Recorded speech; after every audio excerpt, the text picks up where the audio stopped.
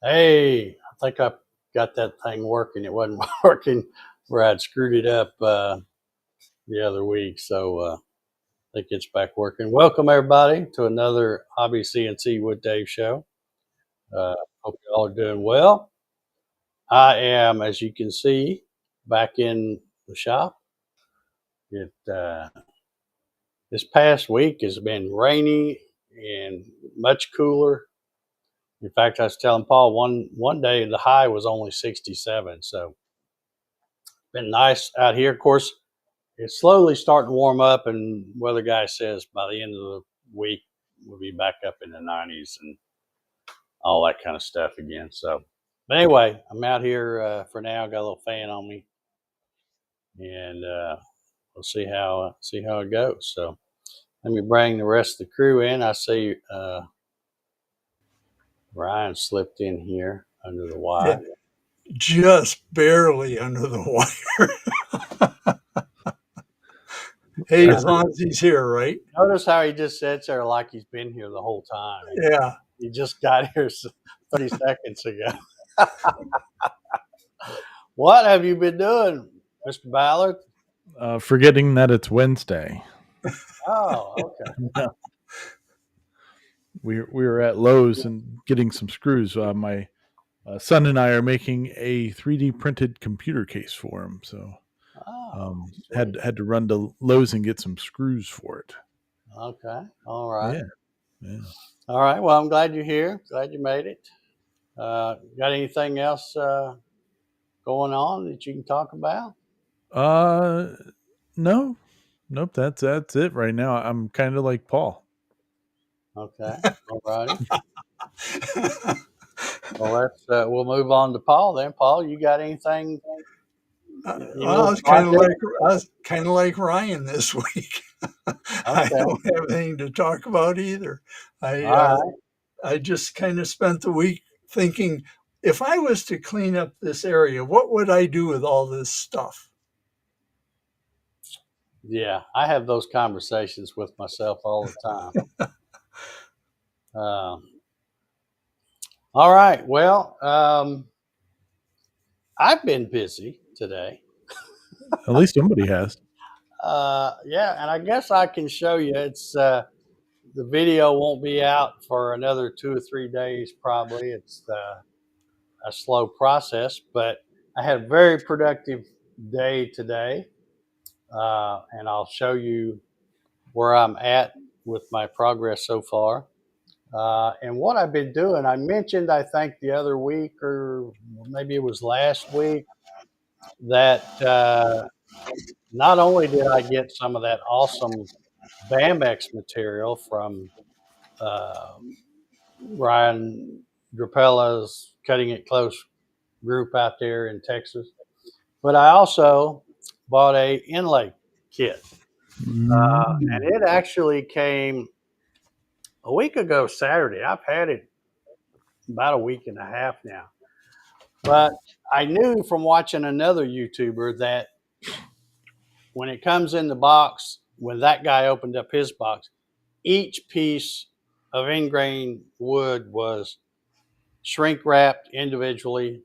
So I thought, well, with all this rain we're having and all that, I don't want to open up anything until I'm ready to use it. And hopefully, by keeping it in the box and keeping it wrapped up, it's going to work. But I opened it up today, and I'm going to tell you right now, that stuff is dead on flat. Yeah. It's, I saw what made me go ahead and buy that inlay kit, as opposed to just buying some lumber and, doing the whole sawing, gluing, sawing again, and gluing some more, and all that kind of stuff you have to do when you're doing an ingrain board.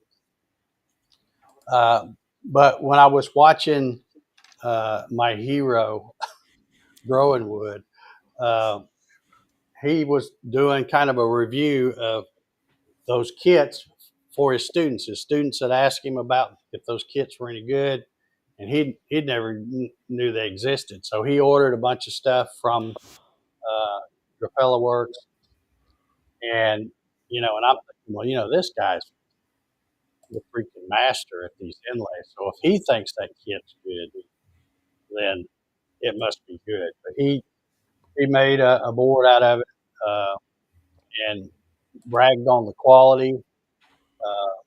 He said the only thing he didn't like is that the inlay kits from Drapella Works come 18 by 12, and he's been doing this for years, and he's always designed everything 12 by 19. So not all of his designs will scale down properly. So he said that's not really the only thing he didn't like, and he said that was no fault of theirs. But he said as far as the quality, he said it was really flat. The thicknesses were consistent, um, and he made a beautiful board out of it and turned around and sent it back to Brian. But anyway, when I saw that video, I thought, okay, I want to do this inlay thing, and I want to try to get as good as I can. At least make one that's halfway decent. So I thought, I'd rather just buy the kits, uh, and have all that prep work done for me. All I got to do is pull it out and throw it on CNC and go. So that's what I've been doing today. I will give you all a sneak peek of what I've done. I have got both pieces. I've kept this one pretty simple. I didn't want to get too crazy since I'm still new at all this. So I got a walnut, uh, which will end up being a cutting board, but the base. It's walnut, and then I bought the other pieces maple that I'm doing the inlay out of. But I'll show you uh, what I got done today.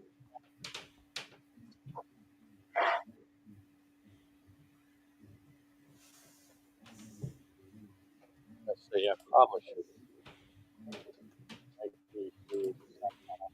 See how much. Oh yeah. Hey, Dave, your mic just went to crap. Uh-oh. It's still back? Oh, it's back. Okay. Maybe it's just because I had my head turned as I was walking over there. Okay, now this is the walnut piece. So the pocket is all done.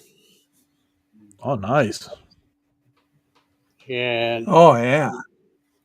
And this is what I'm talking about. This is how I haven't done anything to this other than carve that pocket in there. You know, this is look how flat, just beautiful, beautiful stuff. I can't brag on it enough from Drapella Works. So this, yeah, yeah, it's going to be a rabbit hole, Marcella. I'm already thinking about the other equipment I'm going to need to do this right and how I'm going to fit it in this garage. So.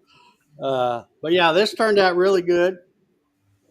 And the other part, I'm going to turn on the other camera because it just finished up a little while ago. And since I didn't have time to pick all the little, because you get some fuzzies and stuff and you have to go through there with an X-Acto knife and get all that trimmed out so that it will fit the way it's supposed to in the other piece. So I got a camera set up. I'm going to turn it on. And let's see if I can get this back right. Let's see if I can put me back over there. And we add this camera. And I'm just going to hold this camera up, and I hope you can see it okay, because I'm not going to pull it off the table. I'm going to leave it setting, clamped down on the table until tomorrow until I'm ready to pull it off and finish picking all the stuff out of it. And then take it around to the, I think that's the right camera. Yeah. Okay, so it's in there somewhere, I guess, isn't it? Now where'd my camera go? Oh, I'm looking at the wrong one. There we go. All right. I was looking at Ryan. All right, I'm just going to hold this camera up, so it may get pretty handsome. May get a little crazy here. I'm trying to see if I can get it in the. Can you see it? I think. Yep. Yeah, we can.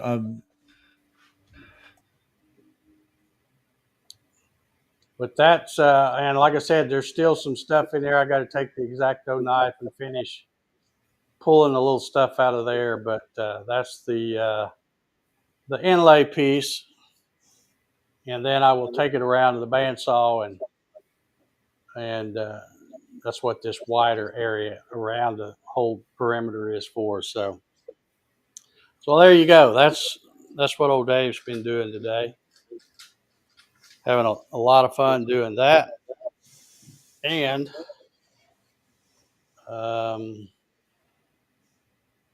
there we go. Hey, Dave, my son is here, and he would like to show everybody the progress he's made on the computer case. Can we? Hi. All right, let's go, RJ. Let's do it.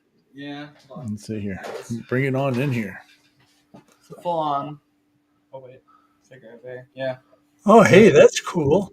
Yeah. So it's made out of the hexagon. Hexagon build whatever it is. It's not maker board, but it's the other one. Mm-hmm. But we found a video on it and been printing it out and putting it together. Yeah. All right, very cool. And I did most of the heat inserts. Yeah. Yeah, we had to use the heat insert press that I made with an old Ender 3, and it's turned out pretty cool. Yeah, that looks good. Yeah, it's surprisingly sturdy. Yeah. For plastic as well. Yeah. So now, is that PET G? Yeah, it's all PET G. Especially because we're dealing with a bunch of plastic and some radiators. So yeah, PET G versus PLA. PET G would definitely win. Yep. Yeah. So Yeah, that looks good. Here in the next couple of days, we'll be able to get him up and running. Only one bit did break off, but it wasn't too much of a problem. It was just like a small crack during one of the procedures of removing the tree supports. Yeah. So, sweet. Very good, buddy. Yeah. All right, we'll work on it some more tomorrow. Yeah. I'll probably just pull in like the make RAM and stuff. Just okay. About it. You got it. All right. Very cool. Very cool. Andy says, good job and well ventilated. Yeah. Yeah, it's got lots of light, so it'll. All right. Did you say his is going to be water cooled? Yeah, he's got a water cooled radiator for it. He's got the I don't know anything about computers except for how to turn them on. And even then, sometimes I miss the on button. So that we're putting this thing together it's a feat. So hopefully it'll work. Very cool. All right. Well, I've got a couple of things to talk about. I was telling Paul earlier, we had Tom from Northwest Wisconsin Workshop, I think was his channel, on a couple of weeks ago. And I've talked with about 3 other people trying to get some guests to come on the show and show off some cool stuff. And so far, all 3 of them say, yeah, they'd like to come on the show, but they got stuff going on right now. So hopefully we'll get some folks on here in the near future. And having said that, now I would also like to just put this out there for, I don't know how many folks we got watching, 20 or something like that. But if if you've got a project you've done, you'd like to show it off, or just something interesting, maybe you built your own CNC or just whatever, don't be shy. If you'd like to come on the show, don't wait for me to stumble across you somehow, because I might never do that. But just send me a message or whatever and say, hey, Dave, I'd like to come on your show and show off my such and such or whatever. So everybody's welcome. Just wanted to put that out there. One other thing, I'd like to give a shout out to my buddy, and I'm sure he's probably not watching. My buddy Michael Mursky. Does anybody here know Michael Mursky? I've heard the name, but I don't know. I've never met him or. Okay, he was a YouTuber, and then life happens and stuff, and I think he did a couple of moves and stuff like that, and he hasn't done any YouTube videos, I think, in like 8 or 9 years. His YouTube channel is Mursky Custom Woodworking. But I saw him post something, and he don't know I'm saying this tonight, but I saw him post something on Facebook the other day, and he posted a picture of his logo, and he says he's coming back and going to be better than ever. So I just want to give him a shout out. Guy's a great maker. He made flags and a lot of military stuff. He was sergeant major, I think, in the Army. So he made a lot of military type stuff. And like I said, I'm sure he's not watching this. Probably won't watch it on the replay. But anyway, congratulations, Mike. I can't wait to see you get back in the swing of the thing. So sweet. All right. Man, we're already 21 minutes in. I better get busy because I got a lot to talk about tonight. One other thing I wanted to bring up. Let me see if I can get it queued up over here. If I can get this silly computer to work halfway decent. I was bragging on the inlay kits from Deprella Works. Well, of course, if you've watched the 2 videos I did before, the past couple of weeks, about the BMX material. Mm-hmm. Well, I was on his website just to look at something else, and right off the rip here, I see the new August kit. And you remember last month he had the 4th of July type color core Eagle project that was really cool. And I don't even think you can get it now because he just did it for July. But anyway, Yeah. this is what he's got going on this month. Oh wow! And first of all, Like when a I lamp. saw it, I'm like, okay, cool. It's a BMX project. But look at the price of it. He had it $30, and now it's on sale for $24.99. Well, that's what a piece of 12 by 24 BMX costs. So that's a heck of a deal getting the BMX. You get here's all the stuff you get. You get the one piece of BMX. You get the clear acrylic that goes on this maze thing. Some kind of a rad pad, I guess. Prep fine. Okay, I'm not sure what that is. Uh, the marble and the screws, the whole thing, just to make it just like you see here. Yeah, $25. So cool. when I saw that, I thought, well, I'll have to be sure and mention it tonight because um, that'd be a fun little project. That looks like something that's up your alley, Paul. I was just thinking and that's a good price. Just yeah, like I said, that's $24.99. That's what I paid for a 12 by 24 piece of BMX. Yeah, And here you're getting that and that. And now that I look at it, that almost kind of looks like that tray I made. yeah, it Like, does. That's what I was they thinking. kind of handles on the end. That's interesting. But yeah, this looks like a cool little project. I may end up getting one of them. If not, you should make the insert for your euchre board. That's a maze. Yeah, I got two pieces of that material left. One of bourbon and one of the tiger. So Nice. I could probably, and you know what? I think I've got some 12 by 12 acrylic. I could probably make that. Yeah. But when you get it from him, of course, you get the file and all that too. So it's just a ready to go project. But I thought I would show that because uh, that's a good, cool little project, and $25. You can't hardly beat that. Yeah, I think that's pretty good. Uh, And it gets you into being able to see, doing a project with that BMX. yeah, If you've been thinking about it, it seems like it would be a good project to do with BMX. yeah, it really would. Yeah. But that's a cool little project. When I saw it, I'm like, holy cow, and then the price I couldn't believe the price. Yeah. $25 for all of that. So I can't wait to see what they come up with next month.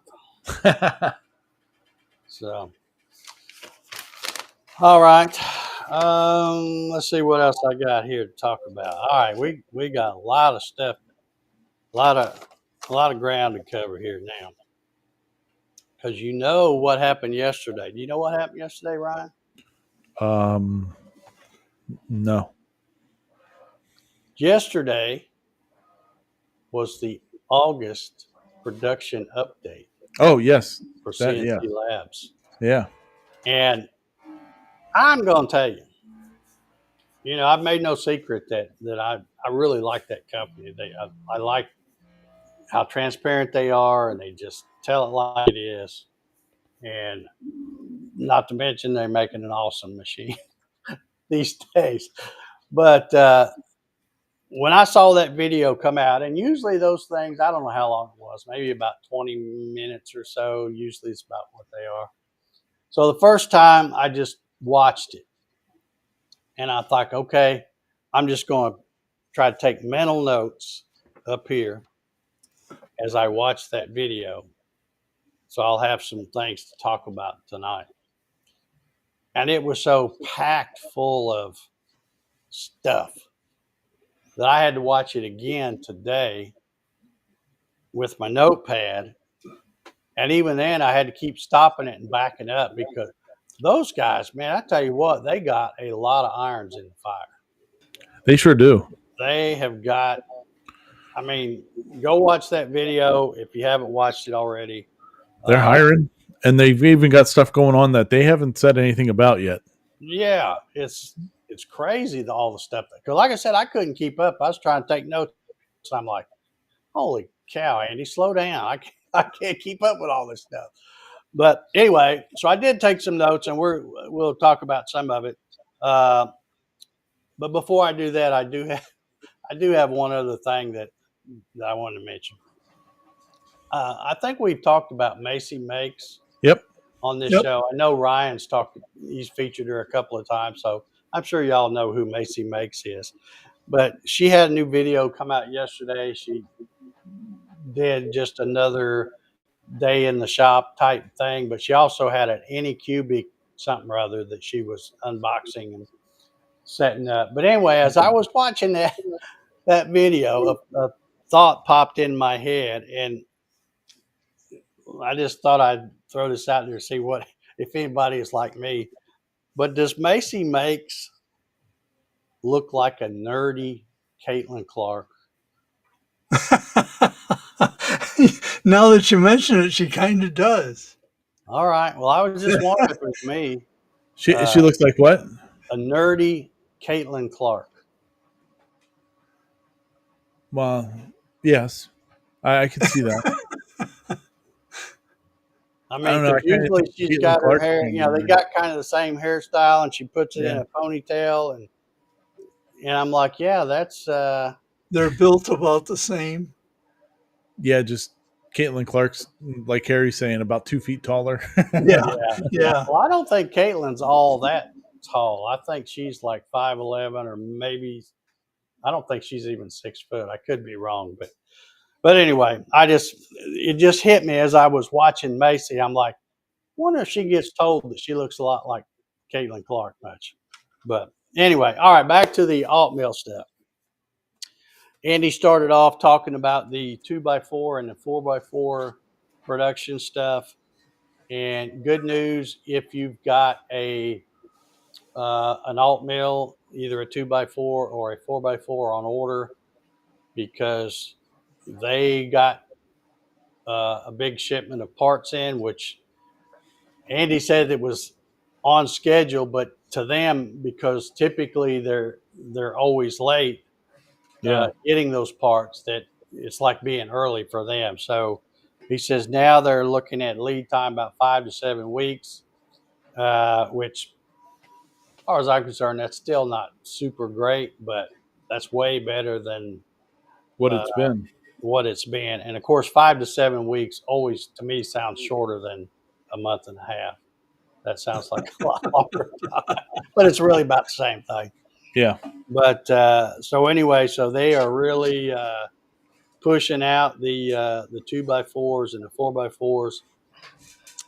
They've already started on batch 6. They do big batches where they buy, I don't know, 500 or 750 or 1,000 worth of parts or whatever, and that's how they work.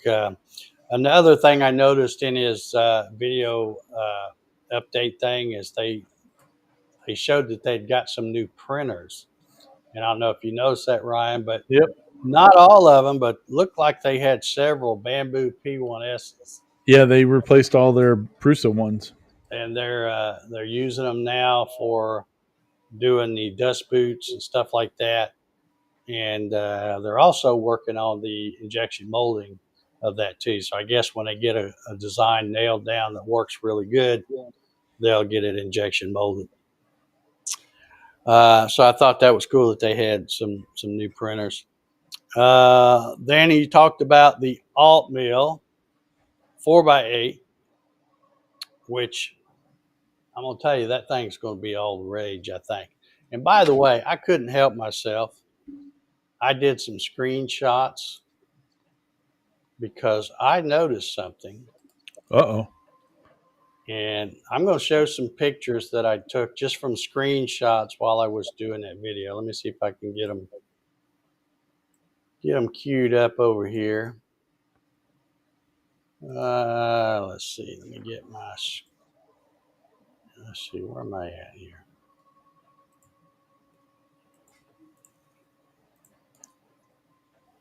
Okay. Well, let me get the first one.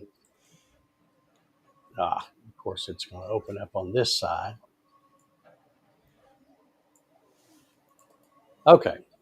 Now let me get here, and we'll just let's see. We'll maximize this for now, and I can make it a little bigger too. But anyway, here's what they've got built on the 4x8. Mm-hmm. And of course, probably some of this is subject to change, but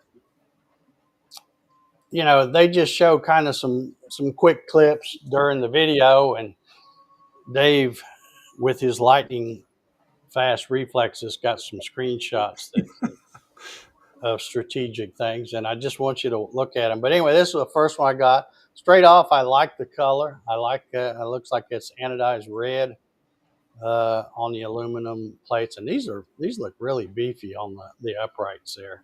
Yeah, which I thought was an interesting choice because they don't color anodize anything now. Yeah, I think they're black on the 4x4 and the 2x4. Yeah. But it looks like they have rounded corners too. Yeah, they do. It definitely does have rounded. They're at least not. Anybody could do that. But yeah, I like that color. I like the way they did the two uprights, and then the Z-axis. I guess they call it the slider or whatever. Some people call it slider, but so I like that look, the black and the white with the silver there. Mm-hmm. Okay, so that's the first picture I got. Then here's another one. Again, I'm just taking screenshots from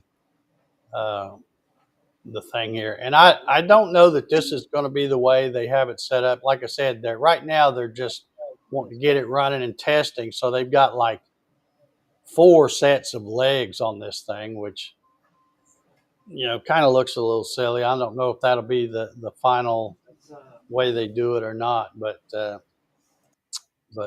anyway, that's how they've got this one set up.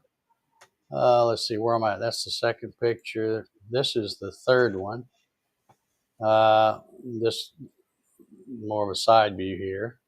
So you can see they've got 4 sets of legs on the thing.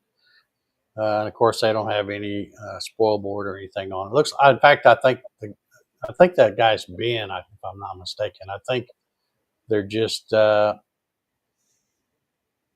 of getting it going. So here's a look at the Z here. Of course, you know, good old linear bearings and guide rails, and I don't know if that's a larger ball screw than on the other two or not, because it is going to be a little bit longer. I don't think it is. I think Andy said it's the same gantry. Yeah, he said that the X is basically pretty much the same as what the 2x4 and the 4x4 is. Yeah. So maybe that is the same. It's kind of hard to tell with these pictures. Okay, and here you can see they're using a proximity sensor, like most everybody does for the end stops there. Yeah, let's see, where am I at here? 5. I think I got one more here. Okay, there's a picture on the other side. Big, long drag chain, everything. But really, really like the looks of that thing. Now, I took 6 pictures. So I'm going to go back to that first one. Now, did anybody notice anything that was a little peculiar as I was going through there? No. Okay, I'm not looking at the comments. Let me open them up over here. About like what Can you give us a hint on what you're talking about? What's that, Ryan? Can you give us a hint on where you're? Well, I'm gonna show you something that when I saw it, I immediately went, "Whoa! Let me stop the video here and check this out." And I have never seen anything like this. Not that nobody's ever done it before. Somebody may have. I probably haven't seen everything, but right here in this picture, you can see it.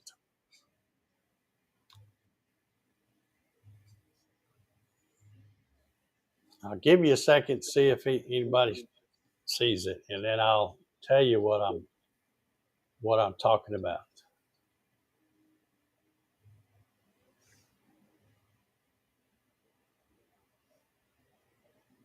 Oh yeah, go ahead, Jerry. Go ahead and post that in there. What about the? Is it that they're gearboxes for the Y? It's Exactly. 90 degree thing. If you look right here, and I'm going to zoom way in, normally on most machines, just like my Avid and a lot of other machines, these stepper motors aren't going this way. They're sticking out this way, and they're mounted through the upright somehow, and they have like a pulley on the shaft of the stepper motor, and then usually a small belt that's running to another geared down thing that's running on the rack right here for the rack and pinion. But when I saw this, I'm like, that looks like they've got this into some kind of little 90-degree transmission thing right here. Yeah. And I have never seen anything like that. So I wonder if that's because of the rack and pinion. But I mean, it I don't know. It looks like it sticks out pretty. Well, that's what I'm saying. Anyway. Most machines that are rack and pinion, the motor sticks out the other way and goes through and either has a gear on it or it has a pulley with a belt that turns another gear that runs the rack and pinion. But see, this has got like that. That's like a 90-degree transmission type thingy. And you can see it again on this picture. This might be a clearer picture here. But see, the stepper motor is bolting into here. And then they have like a tensioning piece there. Yeah, somehow. That silver part looks like a tensioner. Yeah, it'll be interesting to see how all that works. But I'm just curious as to why they would try something different like this rather than just going with the old tried and true way of like everybody else does. I don't know. But as soon as I saw that, I stopped dead in my tracks like, wait a minute, I got to get some screenshots of this. I've never seen that configuration before. And like I said, now you're just introducing something else, an extra part or two or three or four, however many it takes there to run this, which the other way is really pretty simple because, and I'm going from my experience with the Avid is they have a plate that everything mounts to, the stepper motor mounts to, and then it is on a pivot tied into the upright so that it can move. And in that way you have a tensioner that's keeping it pulled up against the rack all the time. So yeah, I don't know. I just, because it looks to me like they're having to tension this whole thing now. It'd be interesting to see as time goes on what all they have to say about that. Yeah, it looks like that side plate, like the only part that goes down further is at the front, like where the right here motor and all that is. It looks like it cuts through there. It looks like that front piece is a pivot, And then in the middle is where the gear is, because there's a spring adjustment above it. Yeah. So that you could adjust how much pressure's on that. Yeah. Well, you got to have some kind of tensioner to keep the pinion against the rack. Right. Well, and it's got to be an off-the-shelf piece, because they're not going to develop a 90-degree thing for their CNC. Yeah, well, that's why I was wondering when I saw this. I'm like, why are they doing that when they could have? I don't know. You should ask. I'll reserve judgment until I learn more about it. But anyway, that's kind of a neat setup, though. I think it's going to be an awesome machine. I really do. I think it's going to be awesome. Now, I do have one more picture that I'll show you here. Don't anybody jump to conclusions here. But as I went on their website because I wanted to read the blog, because at the end of the video, Andy talks about how you can learn more about it by reading the blog. And I thought, well, I've never gone to the blog and read it. But yeah, he's basically covering all the points that he covered in the video. But anyway, just for giggles, I wanted to see what they sell the 2x4 Altmill for. Right. So I went to their website, and I couldn't believe this. If you get the Altmill, just the machine, it's well under $3,000. $2,790. I'll be right back. Okay. And then, of course, if I was going to get one of these, I would probably want to get their e-control panel computer, because that's the touchscreen computer type thing all in one. Runs the G-Sender. I think it has the, what is it? What do they call that thing? The Gerbil Hal super longboard, or whatever the heck they call that thing. Their setup. So I would probably get one of those, and that would add $436. And then, of course, it doesn't come with a spindle either. It says you have to get your spindle. And currently, now Andy talks about they plan to have some 2.2 kilowatt, 240 volt VFD type ER20 spindles. But right now, I think this is the one you can get, the only ER20 you can get for an Altmill currently, and that's $555. So you're adding basically $1,000. You can see I threw this in my cart, so it was still well under $4,000 to get one of their 2x4s. And I don't know, just from what I've seen of those machines, I think that's a heck of a deal. Yeah. Now that part that includes the computer and all that's in the middle for $425. Yeah. Is that the controller and everything? Yeah, that's their. I guess I hate to say it's their version of a Masso, but it's kind of what it is. It's an all-in-one thing where you don't have to have a computer. It's all contained in there with a touchscreen, and it's so that's all your drivers and everything. Well, I think the drivers are on the Altmill, on the stepper motors, I believe.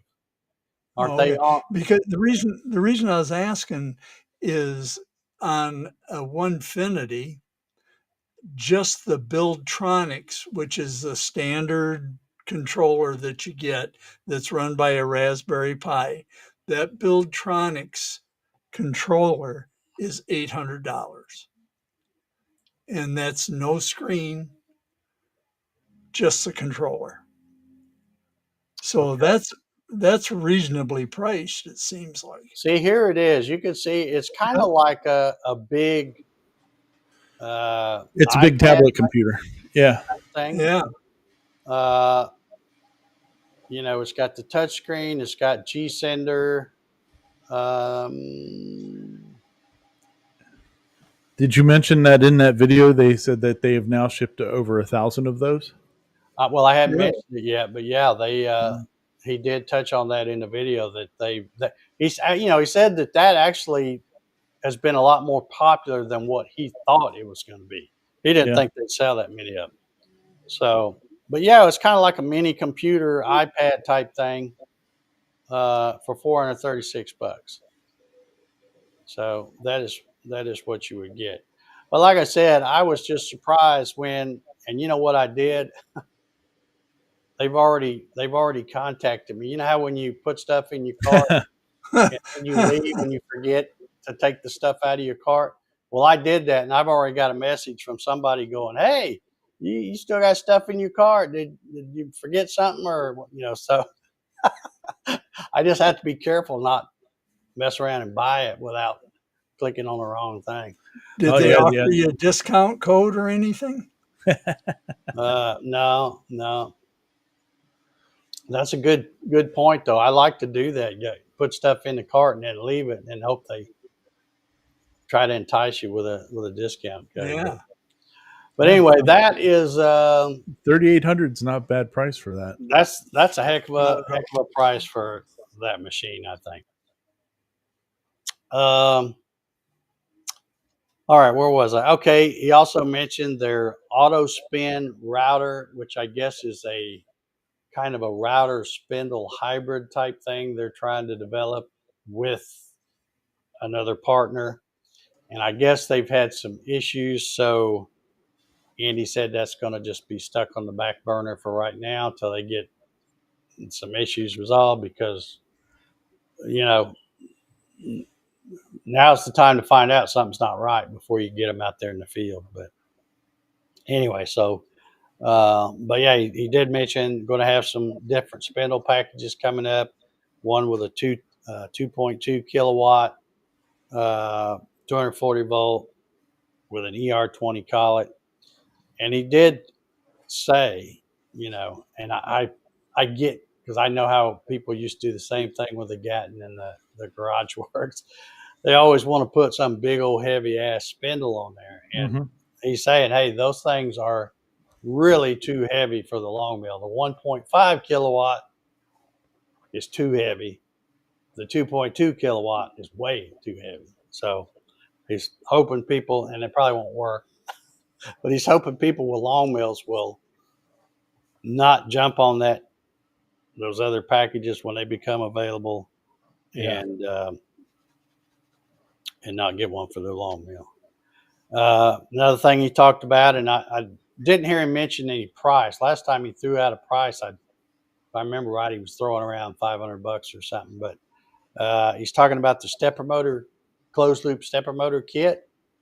They did I guess took a survey, and he said he had about 400 people said they were definitely interested in that. Not just people that have a long mill or an Altmill or something, but somebody who might just want to be upgrading whatever they have. So it looks like they got enough positive response that they are moving forward on that. As Ryan mentioned, they're also hiring engineers because they've, as I said prior, they've got so many irons in the fire. They're all spread pretty thin, I would imagine. I hope they got marshmallows. Yeah, but anyway, and if that wasn't enough, they showed an ATC that they're working on, and again, I heard absolutely no mention of any price point on that, but I would like to see what that is. Of course, the only other thing I can compare it to is the PWN, because this one looks like it's going to be a traditional pneumatic type spindle arrangement. So yeah, that'll be pretty cool to see how they. I guess they pretty much got it done. They're just doing a lot of testing. They want a lot of drop this tool off, pick this one up, go back, drop it. over and over to make sure they can get good repetitive results from that. But looked pretty simple. Just a simple stand holding the tool holder type thing. So you're going to have not just the tools, but the tool holder, all that kind of stuff. So I'm sure it's going to be more, probably a lot more than a rapid ATC, but we'll see how close or cheaper he is than PWN CNC. Yeah, I think the pneumatic one, you have to have enough extra stuff in there. I mean, it's going to be expensive no matter what. It'll be interesting to see what they come up with. But I was trying to think of other ways that you could do an ATC, like besides pneumatic and besides the way that rapid ATC does. And I really couldn't think of any other ones that are out there. Yeah. Well, there's a reason most companies that sell a ATC it's the traditional pneumatic type thing because they've been working for years. The only difference is some of them may have a rack, some of them may have a turret or a carousel spinny type thing. There's different ways to do that part of it, but they just flat work. You got to have compressor and good air and all that kind of stuff, dry air, but they just work. And then the last thing he talked about was and we've already talked about it, was the e-control panel computer, which is what Paul was just talking about. And like I said, they've sold over 1,000 of those now, and I think when Andy first talked about that, he didn't think it was going to be that big of a seller, but turns out people do like that stuff. So I have been ignoring the comments, and I see I'm way behind on the comments. Is there anything I've missed? Let's see. Harry's saying that Caitlin's 6 foot even. Okay, that's pretty tall for a gal, I guess. Yeah. Jerry's got a good idea. Mash the like button and subscribe and all that.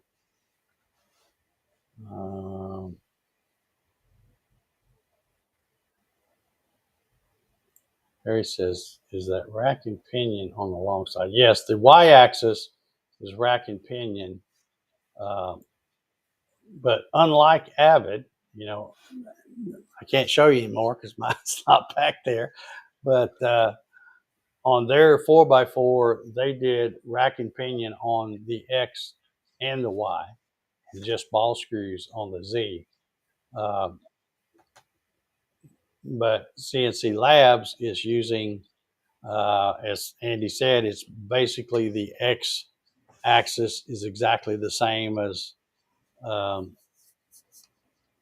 the Altmill 4x4 and the 2x4.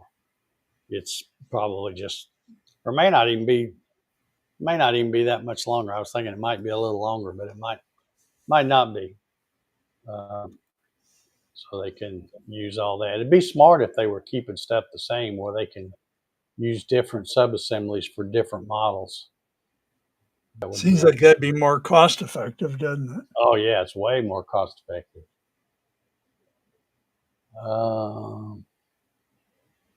Yeah, Jerry's talking about he was cutting some aluminum yesterday. Yeah, with his what was it? What is that machine you have, Jerry? Jinmitsu, something or other, 60. I don't know, 60-40, 60-50, something like that. John says needs more cross members. Yeah, well, they're showing it without any of the cross members on it, and plus, once you throw a spoil board on there too, that's going to stiffen things up.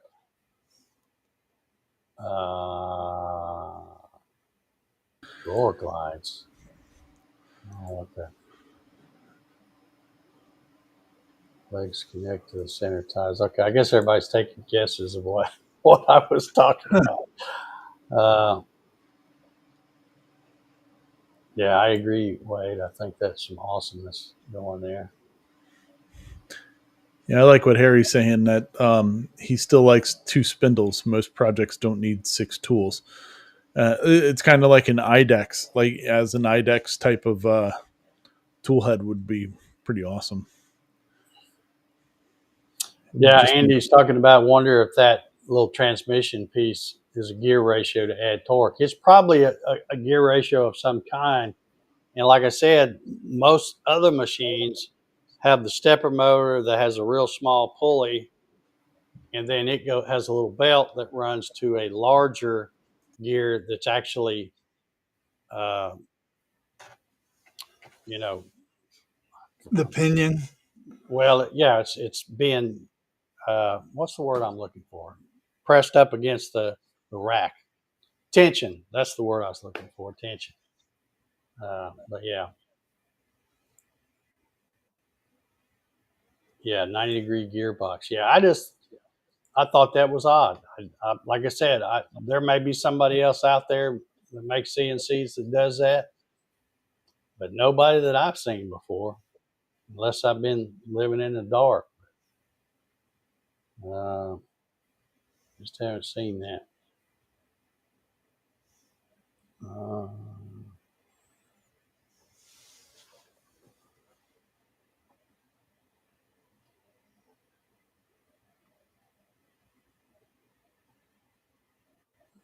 okay.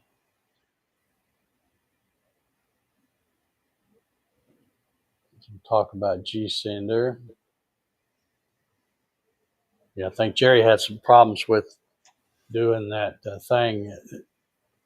G-Sender lost connection or something and went wonky, went cutting across his aluminum piece. But other than that, he had a nice looking aluminum piece that he cut, 1/4-inch aluminum that he cut with that little Genmitsu. All right, yeah, looks like them. I've heard of a few people that are having some problems with the new update from G-Sender. I don't know if there's a common theme or not, though. Welcome from Sweden. Your Facebook handle, or whatever you call that, the LGR FBS, that looks familiar. I think you've yeah been in here before on shows. Maybe not this one, but in previous shows back in the day. So yeah, aluminium. I'm probably not saying it right.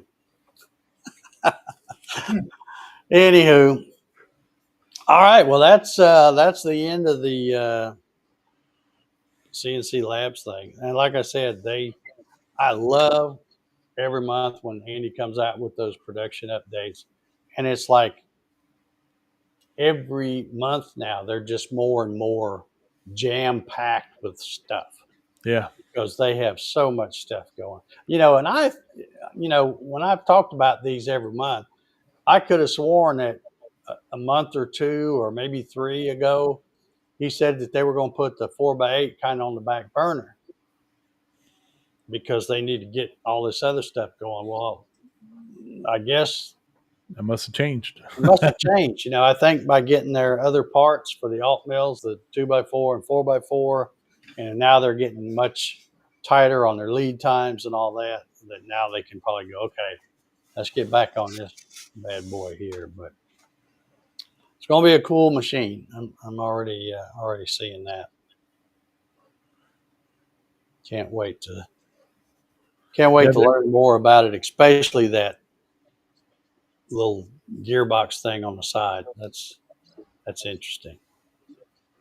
Yeah, they were talking in that video too about how they're out of space already again, and and it wasn't long ago they just did a shop tour, and it looked like they had all kinds of rooms. Some spots they weren't really using, and now that's all changes in just the blink of an eye with the sales that happen. But I'm happy for them. They're, like I said, they're they're an up and coming company, Mm-hmm. and they make a great product. And when something goes wrong, they're right there. There's Yep. no sugarcoating it and no excuse making and all that. Well, they seem to be more transparent than about any other company that makes that kind of product, with their updates and I Yeah, don't know. There just seemed to be an open door kind of company where yeah, here's what we're doing and here's our problems and yeah. I got to thinking I probably should ask Andy to come back on the show. I had him on the Hobby CNC with Dave probably a couple of years ago, or maybe longer than that. But I don't know. He might be might be too busy to come on here now. I don't know. yeah, maybe give us a discount code. I was going to ask you, Paul. You mentioned, I can't remember whether you mentioned it during one of the lives last week, or I think I saw it in one of your comments on my videos. And you said something about the tool setter. Yes. Are you interested in getting your Onefinity set up with a tool setter with the BuildBonics controller? I would like to, but the problem I have is the way my Onefinity is set up. I It has don't too much have shit on top. access to the under, huh? It's got too much stuff on top. It's about time, yeah. Is I don't have access to the underside of the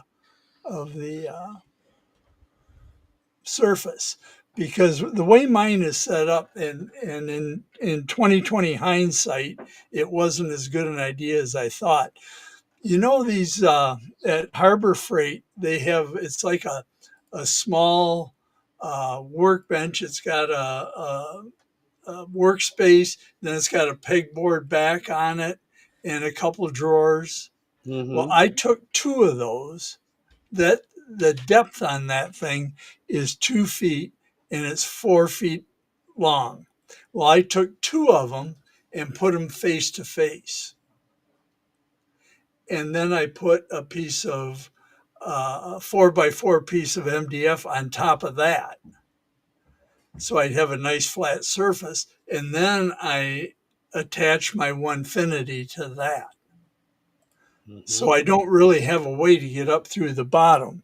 In fact, I've been thinking about making a different kind of table for it just because it doesn't work out as well as I hoped it would. Yeah. Well, now are you saying that because you know that mine is recessed into the Yes, thing? yes. Now, you don't have to do it that way, right? You could just No. mount the thing, you could clear some stuff off the back of your machine table and just set it back there, wherever you wanted to put it. You could set it, even though they're like this tall. Uh, you Oh, don't have to recess it. I just did mine because the way my frame is set up, I have those steel channels. So in between the two channels on that side, I had a gap, and I thought, well, it was close. There was just enough room to put it in that gap and also miss the aluminum T-track that I'd put over there. If I because had, that's a neat setup the way you've got it. if I let me adjust this, and you can see. Yeah, see, I have my T-track here, and then where these two screws are, right, like from here to here is this is the edge of that channel, and this is the edge of that channel. So I got that, I don't know, about an 8-inch gap right there. And so it worked out perfect for me to put the thing right there. And I saw a lot of folks, because just like anything, when I was thinking about getting one of those, I watched all kinds of videos on the tube about that. And I just thought, me personally, I mean, I don't care how anybody does it. You want to stick it at the back of the machine, stick it back there.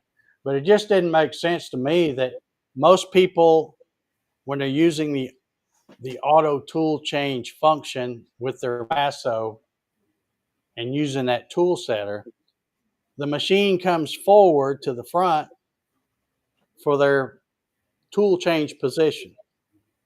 Well, then when they change the tool, if they got the tool setter in the back, now it's got to go all the way to the back to touch off on that tool setter. I'm like, why not put the tool setter up in the front, someplace close to where you're gonna do the tool change? And in fact, I don't know if anybody's noticed. If you watch my videos, you could, if you really followed them closely, you would know. When I first set this up, it would come to change the tool right here, right smack in the middle of the table. Well, you can't quite see it unless I move it over, but I've got my dust shoe disconnected and I've got it just hanging. Well, the way this is situated over the center of my table, when you pull the dust shoe off to change the tool, now this hose is right here where I had that coming. So I changed it, and now I have over here on this side, I think it's pretty much right in the center, about 6 inches from this, I think, right in here. So now it comes here, and then when I change the tool and hit cycle start, it just goes zoop, and comes right over here and touches off. And of course, normally you're running somewhere in here, not way back there. So it just made sense to me to have everything, change the tool up here, have the tool setter up here in the front, and then when it gets done, it's not doing a whole bunch of traveling to do its job. Mm-hmm. But getting back to what I was saying, Paul, is you don't have to put it recessed. You can stick it over in the corner, right side, left side, put it in the back. You can put them anywhere. Oh, okay. So you would just screw them down. Now they would stick up higher, but it doesn't matter because your Z is going to be all the way up when it comes over and comes down to touch it off. And you tell it in the software, like when it comes over, you don't want to be all the way at the top and have it come real slow to seek that thing, but you tell it go like 5 inches fast and then go into the seek mode. So it'll come down fast and get to that point, whatever you tell it, and then it will start going slow. But you want to make sure whatever distance you put, that will cover your tallest, longest tool, because you don't want it still coming down fast and smashing into that thing before it slows down. But anyway, and the reason I brought that up, Paul, is, as you know, if you watched my video when I did mine, that was like $32 or something on Amazon. Yeah. So they're not expensive, and to me, they make the CNC much more enjoyable to run. I think I'm going to go on the Onefinity site on the forum and search for tool setter and see if anybody has any comment about putting one of those with the Buildtronic. I'd almost bet as many Onefinities that are out there, I'm sure somebody's done it before with the Buildtronics controller. I don't really know anything about that controller, but it can't be that crazy. No. All right. Well, we have made it our hour. Let's see if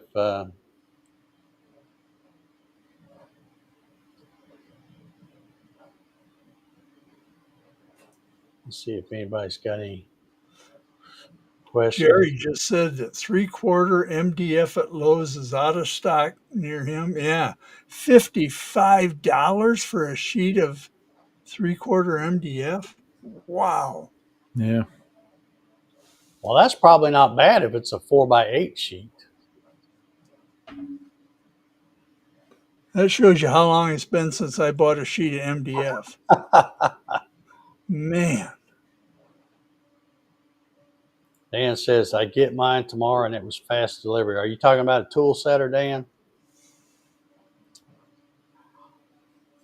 Yeah, I'm sure if you hit the Facebook groups or whatever, Paul, I'm sure somebody's done it before and somebody'd be willing to help you.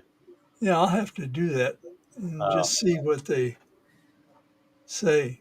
My buddy Marty Mitchell that I've talked about before, it's Mitchell Woodworks LLC YouTube channel. He's got some great videos on tool setters and all that stuff, showing you how it works and the trick that you have to. And of course, he's using the Masso because he's got the Onefinity Elite. But when you do that, like the Masso keeps track of what tool you had in there last. So if like right now, my machine shut off, I come out here tomorrow and turn it on, it knows what I got in the spindle.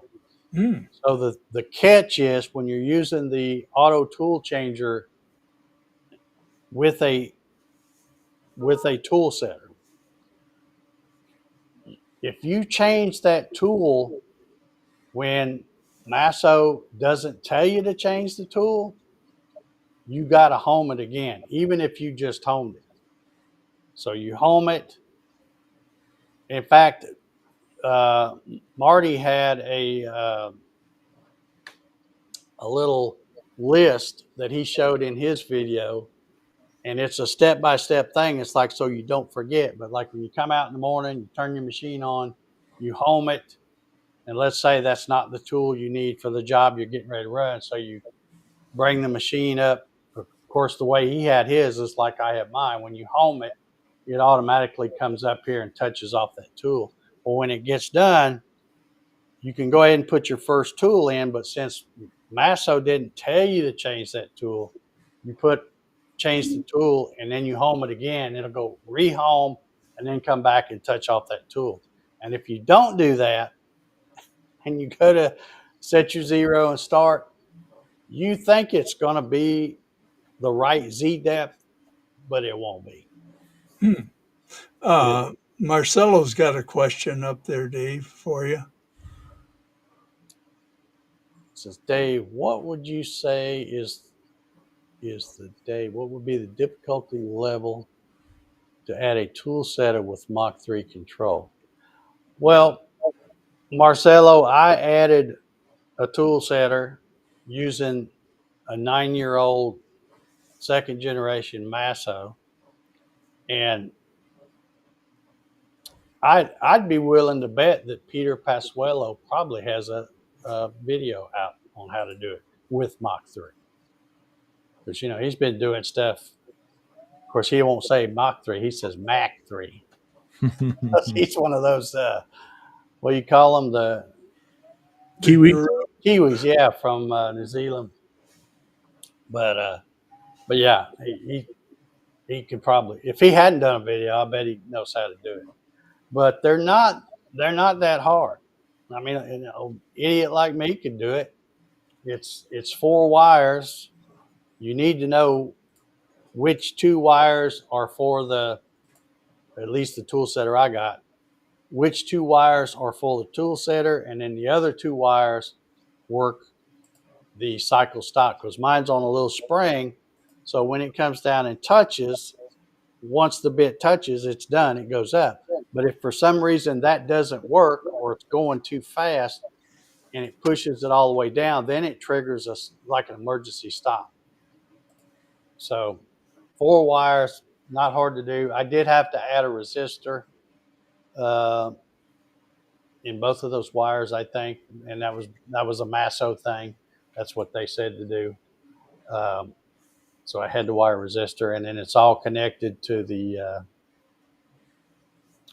one of the wires goes to the 24-volt power supply over there, and then the other one goes to a pin number to get the signal. I think mine's on pin 10 and 11 or something like that. But yeah, I don't think it'd be that tough. I don't think you'd have any problems with it anyway, Marcelo. I was just looking at that package that Cutting It Close has for that Labyrinth game. Yeah. And it shows that you can buy a O flute through them, and I take it that's for the to cut the acrylic. Do you really need an O flute, or can you use like an 1/8 upcut bit? Or you can do the upcut, but the O flute's going to give a better cut. Does it? Okay, all right. See, I was thinking about the laser to cut the acrylic. Well, I don't have a CO2 laser. I've got a diode. Oh, yeah, so it won't cut clear. Of course, that might give me a reason to buy a new laser. There you go. Just so I can cut a piece of acrylic. Yeah, I know a guy that's got a discount code. I do too. In fact, I know 2 guys on this show that have discount lasers.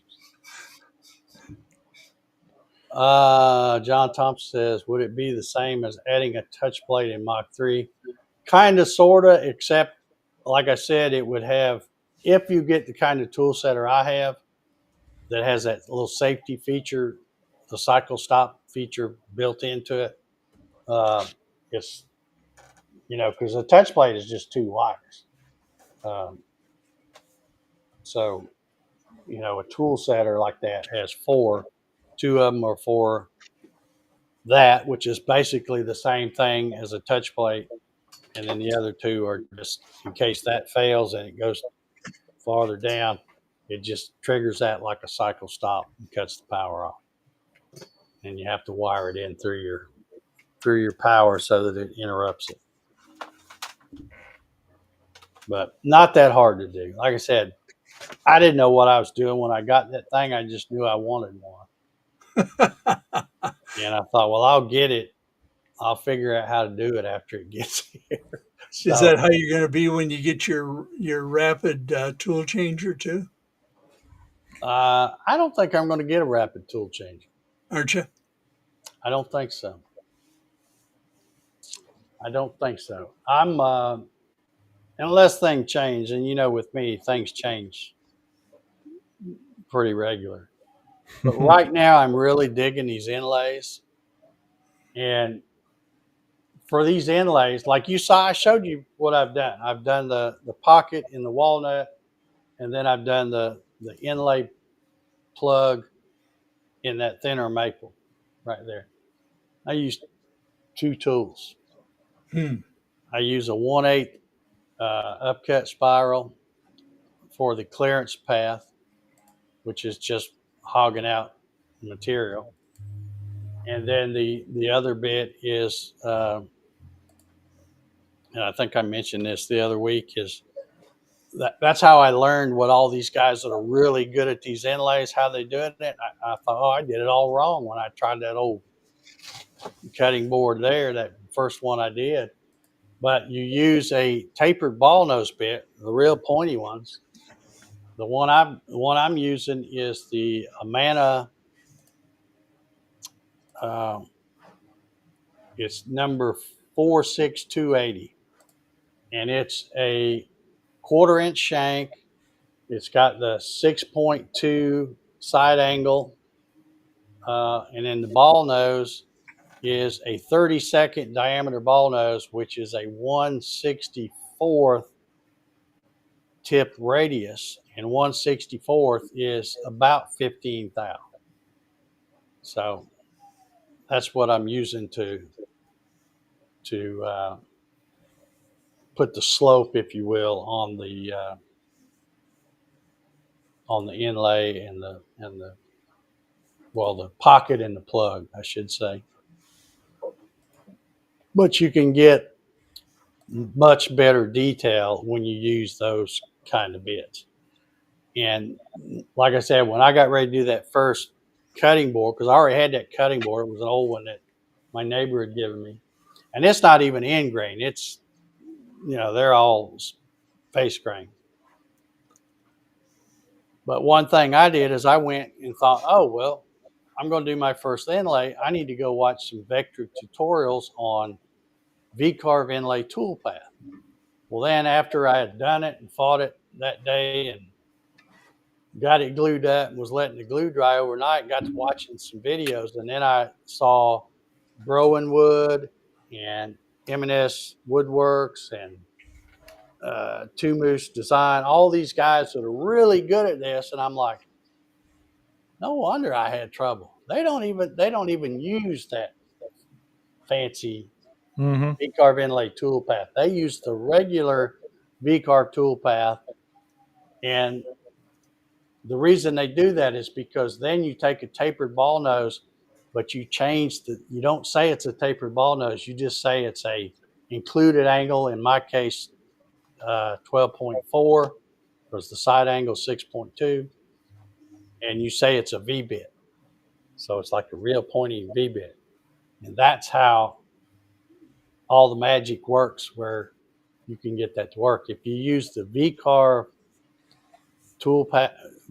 inlay tool path, you have to use a V bit. So that's all I know so far. I'm still learning, and I'm having a ball doing it. I found myself, some of these tool paths, a couple of them were about an hour. Like I said, I've been out here about all day, but I found myself doing the kind of stuff that I never do, and that's stand there and watch the machine and just love it. Because, well, I mean, think about it. That bit that's really a tapered ball nose that's got a 15 thousandths radius tip. I mean, it just looks like a point. You can't even tell it. And I kept waiting for that to break off because I'm going full depth, especially on the inlay. I was going almost 300 thousandths with that thing. And of course, you don't go very fast. You slow the feed rates down. But that thing just plows through it like nobody's business. So, of course, now I said that, I'll probably break it next time I go to use it. But anyway, but yeah, Amana Tool 46 280 is what I use. The guy I say is my hero, the Browen Wood guy, Nick, he uses Amana 46 273, which is a metric bit, and it has less than 10 thousandths radius tip. It's even a tiny bit smaller than what I'm using, but it's the same side angle. It's the 6.2 side angle. So, anyway, and by the way, I don't think I mentioned it, but the file of that cutting board cow thing I'm running, that is a file that I bought from Browen Wood. And the cool thing about buying a file from him, not only is he the master at this, but he includes the SVG as well as the V-carve files.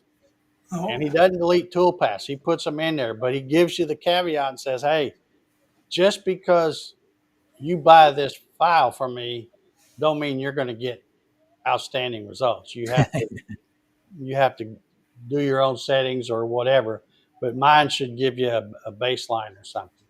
So what I did is, since I already had that Amana tool and it had the same angle as what he uses, I just made a copy of that tool, called it a V-bit instead of a tapered ball nose, and then put the information that it was a 12.4 included angle, and then basically used the same settings, all the other settings that he did.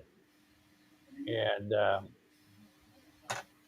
I don't know if it's going to work. Like I said, they look good, but you don't know till you go to stick it on there. And I can't stick it in there until I spend probably an hour or two cleaning out all the little bitty thing, because you can't have any little, I call them fuzzies, but chips or whatever, because you remember you're cutting end grain, so the grain's like this. Yeah. So on some things, it may not cut it. It may just bend it over. Well, you got to get rid of that with a X-Acto knife or something to make sure everything goes down in there the way you want. So that's what I'll be doing tomorrow for probably a couple hours, just going through that thing with a fine tooth comb, trying to get all the little spots out, and then glue it up. The other common denominator I found of all the people that I watch on YouTube that are really good at this, the common denominator is they all use a press, like a Harbor Freight 20-ton press. Yeah. I don't have one. I got a bunch of weights, but I got a feeling old Dave's going to have a Harbor Freight or a. Well, you know that Cutting It Close does have a file for a inlay press. Yeah, but I don't like that thing. I don't think that would be any better than the stuff I could rig up with the clamps I have. Ryan will sell you a forklift that is heavy enough to act as a press. But if I went to drive it, when you set them forks down, on top of there, I might have to do no, you just lift the forks up, and when you set them down, it gives you enough pressure to set that inlay. I was going to say, if you could use drive it up on there, you couldn't stop it, so it'd probably just roll off the other side. And you could use the forklift for other things. Plus, you would probably fix it. This is very true. It's very true.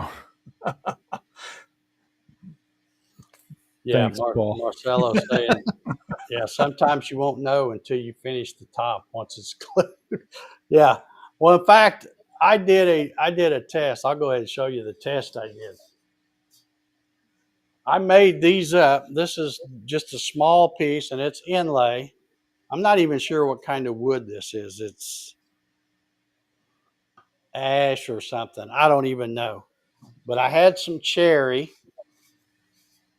and so I made up a couple of small pieces just to test some settings. And here you can see there's some pockets that failed. They were way too loose. I didn't even bother gluing them in. I could tell they were going to be way too loose. But on this side, let me do this for a second. Oh, that came out. Looks pretty good. But if you look down here, you can see there's kind of yellowish where the glue was. And I didn't even bother sanding it off anymore. And you might not be able to tell from this camera, but everything is real tight all up in here. It's really good. But right here, there's a gap where it's separated. So I don't know whether I didn't get enough glue on there or I didn't have my weights setting on there right. Maybe they were pressing more on the other part, or I don't know. But anyway, just seeing that it came out perfect up here on most of it, that gave me enough confidence to go ahead and run that inlay kit today.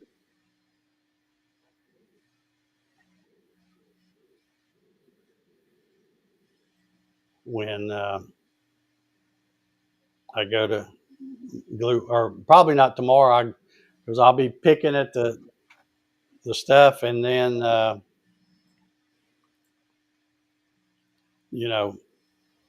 gluing it up, and then it'll probably be sometime Friday before I skim it off. So I may skim it off Friday and go, oh man, look at all that gaps. You don't know. You don't know. But just looking at it, it looks like it's going to work. So we'll see.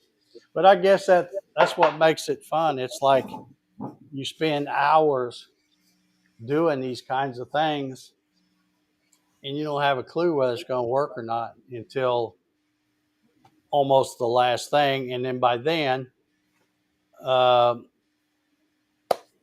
it's too late.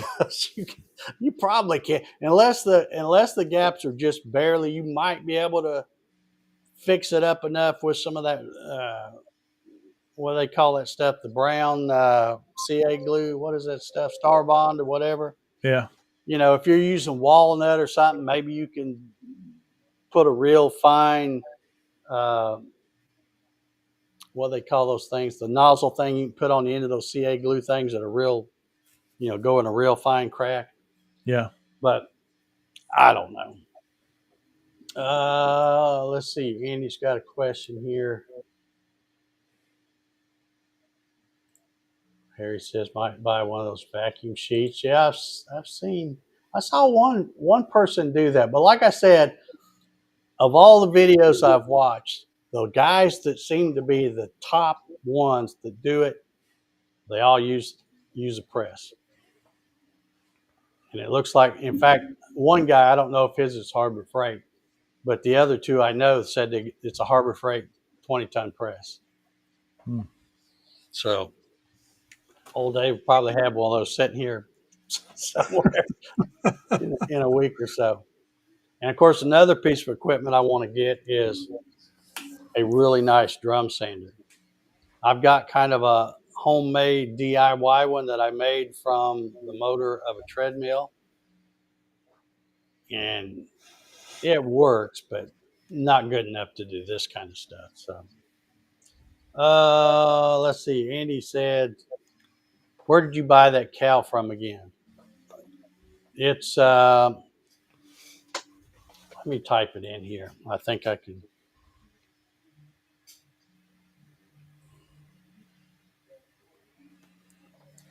Broenwood.com. Broenwood, it's short for Brother in Wood. And that's the guy, that's his YouTube channel. He's the guy that's, like I said, he's my hero. He's just awesome at this stuff. Really super detailed. You go over there and start watching his videos, you better get a cup of coffee and a sandwich because you don't be there long. You get done watching one, you're going to want to watch the next one and the next one. So just fantastic. In fact, Andy Bird, y'all know Andy Bird. Oh, yeah. Yep. He had a video out, and I watched it the other day. But he was visiting Broenwood. I guess they both live in Louisville area, I think, somewhere in Kentucky. I think it's Louisville. And so Andy was visiting his shop and kind of getting a shop tour and also kind of trying to get as much info out of Broenwood, out of Nick, that's the guy's name, Nick, as he could. And he was saying, well, when you go to look at his website, he tells you on his website that cutting boards start at $500. Yeah, well, you think that ain't nothing, because the ones he does with a lot of detail, they're like $1,500, $2,000 on up, depending on how many different species of wood. And I mean, like I said, the guy's just an artist. And but anyway, Andy, go to I hope that link works. I'm pretty sure that's what it is. I think it's broenwood.com. But he sells, I mean, he also takes orders for custom cutting boards, obviously. But he sells a lot of stuff that either he designs, or he has another guy that's some kind of an artist that designs for him. So they create those things, and they're not super cheap. Like I said, I think that usually you go buy SVG files, less than $5, $6, $8, something like that. Yeah. That cow was $20, but I thought, well, to me it's worth it because you also get the VCAR files that he used, and they might be 4 or 5 years old because it's whatever VCAR version he was on back in the day. But you get that, you get to see his tool pass, you can study the tool pass and go, okay, well, he's got this set. It really helps you figure stuff out, or at least that's the way I looked at it. So the $20 to me it's not so much to get the SVG for the cow, it's to get the information of how he did it. Yeah. So, and the amount of time that you would take to figure it all out yourself, it's yeah. Well, that's the thing. when you're trying to see how to get this stuff to work, just those little 2 pieces of things I had to do there. I mean, you got to find a board, cut it into strips, glue it together. Then you got to plane it off, get the glue off again, then cut it again and turn them and glue it another way so that you can get the there's a lot of prep. That's why I'm so I guess excited is the word about these inlay kits from Ryan Drapella. Maybe I get doing enough of these, I'll go, okay, well, I'll just start buying it and doing it, all that other work myself. But for right now, just to learn it, I have to waste 5 or 6 hours to do all that prep work for something that might not turn out. And then I can think, well, if I buy it from Drapella Works, they are jam up. I mean, you saw it. It's dead flat, really beautiful material, and all that prep work is done. So I would rather lose the money on a mistake. And the good thing is, like, say something had happened to that, that's about 1.7 inches thick, the big piece. If I had screwed something up, I could just take a 1/4 inch or so off of it and start again and go, okay, well, I messed that one up. It's going to be a little thinner, but now I can try it again, Yep. or flip it over and do the other side, something like that, So Marcelo says drawing some of these inlay files can take longer than making the board. I believe that. Well, I'm finding that out because now we were getting ready to get off here 30 minutes ago. Y'all getting going. All right, remember last week or the last couple of weeks I've been playing around with AI? Yeah. You would not believe the number of files that I have from AI that are now in my folder called cutting boards and in various stages of completion. But that's one reason that I like doing these is, and it's the same thing with anything I do. It doesn't matter whether it's V-carve signs or 3D carvings, all that. I don't want to be the guy that just buys files that somebody else designed and run it. I don't want to be a button pusher. I want to design my own stuff. Yeah. So now I don't have an artistic bone in my body, which most of y'all probably already know that. But with the help of AI, you can just say, hey, give me a line drawing of something. And it gives you a good enough foundation. Yeah, it still takes hours of cleanup, but it's something that would have been impossible for me to draw just out of my head. Like some of these guys drive me nuts the way they just grab a pencil and a notepad and just start sketching, and next thing you know, and I'm like, where do you get that from? I can't draw a straight line with a ruler. And these people just draw all kinds of stuff. But I do know how to clean a file up. So that's why I'm using AI to try to get, if it doesn't work the first time, I change the prompt, tell it, no, I don't want that. Can you do this? And eventually by the 3rd, 4th, 5th try, I go, okay, I like that. I think I can work with that. So that's what I want to do. I want to do cutting board inlays, but I don't want to do somebody else's stuff. I want to do stuff that I think of and kind of designed by myself with the help of AI, I guess. But yeah, that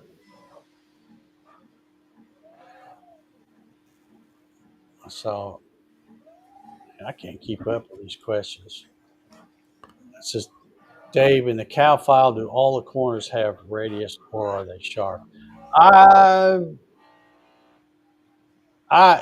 don't think they're all sharp.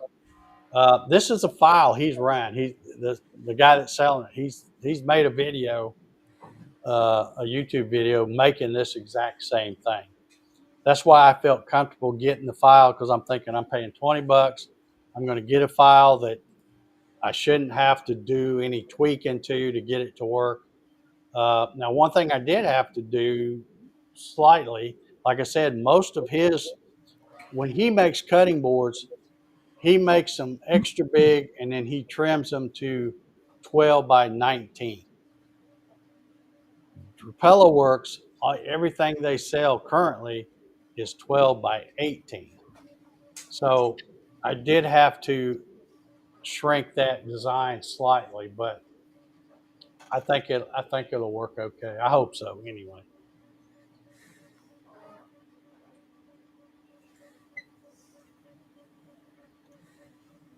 All right. I guess we need to get out of here before somebody else asks another question.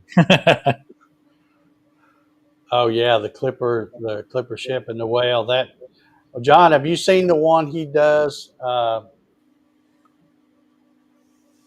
I can't remember what the title of the video, but it's one where it's like a house. It's like a house that's on a lake or something, and it's got like, I think 1,700 and some odd elements of stuff. I mean, it is crazy. Wow. It is absolutely crazy. But yeah, the clipper ship and the whale is a real good one. All of his stuff. Like I said, the guy's been on YouTube, I think 5 or 6 years, and I'll bet you I have already watched every stinking video he's got at least 3 times. Nice.